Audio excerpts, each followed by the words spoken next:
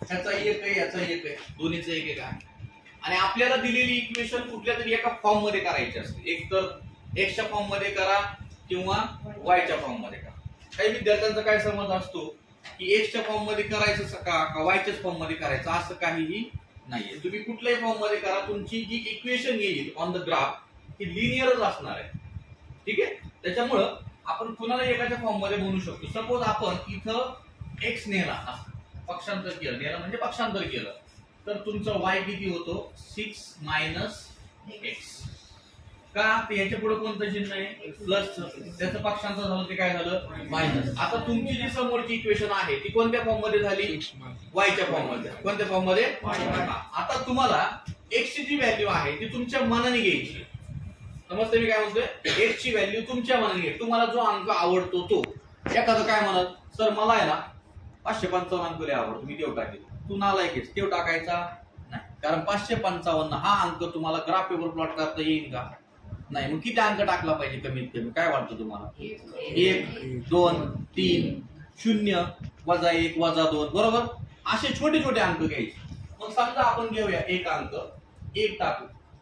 मग x जर 1 असेल ह्या इक्वेशन मध्ये तर y किती, तर y किती असेल y बरोबर 6 - 1, y बरोबर किती आलं 5.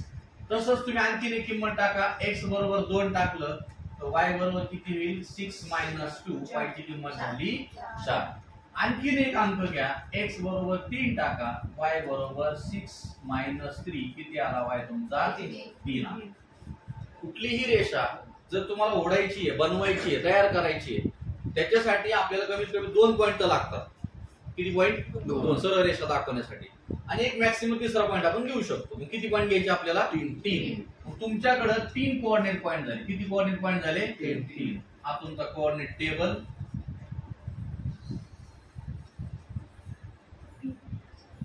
ठीक आहे, याच्यामध्ये पॉइंट किती घ्यायचे आपल्याला x y x, y. तर x तुम्ही किती घातला 1, तुमचा y किती आला 5. तुमचे निर्देशक बिंदू झाले 1 आणि 5. त्यानंतर तुम्ही x किती घातला 2, y किती आला 4, निर्देशक झाले 2, 4. x किती घातला 3, y किती आला 3, निर्देशक झाले 3 आणि 3. एक इक्वेशन साठी कोऑर्डिनेटचा तो जो टेबल आहे तो रेडी झाला. ठीक आहे, असंच आता आपल्याला दुसऱ्या इक्वेशन साठी तो टेबल रेडी करायचा. दुसरी इक्वेशन काय तुमच्याकडे x - y बरोबर 4. ठीक आहे, आता इथं तुम्हाला जसं तुम्ही y च्या फॉर्म मध्ये बनवलं तसं तुम्हाला इथे y च्या फॉर्म मध्येही बनवता येते आणि x च्या फॉर्म मध्ये पण बनवता येते. समजा y च्या फॉर्म मध्ये बनवायचं असेल तर ह्याला इकडे आणा आणि ह्याला इकडे आणा, पक्षांतर करा दोघांचं. म्हणजे तुमची इक्वेशन काय तयार झाली x - 4 बरोबर y. तो मायनस आहे ना, मग मी तिकडे न्याला, तो काय झाला आता प्लस. तुम्ही ह्याला असं उलट मांडा, y बरोबर x - 4. काही फरक पडतो का, कारण मध्ये चिन्ह कोणतं आहे बरोबर. त्याला इकडून तिकडे घ्या, त्याला तिकडून तिकडे घ्या, त्यांचा अर्थ बदलत नाही.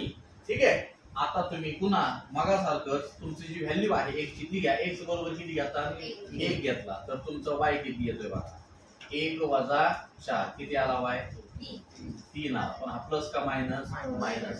चिन्ह मोठं संख्याला आहे ना. ठीक आहे, x बरोबर किती घेतला 2, तर y किती येणार 1 वजा 2 वजा 4 किती आलं वजा 2. आणि तिसरं तुम्ही घेणार x बरोबर 3, तर तुमचा y किती येणार 3 वजा 4 किती आला y वजा 1. सो फायनली तुमच्याकडे तुमचा एक टेबल तयार होतं आहे की नाही 3 3 3 3 चा. असा टेबल आपण घेऊया.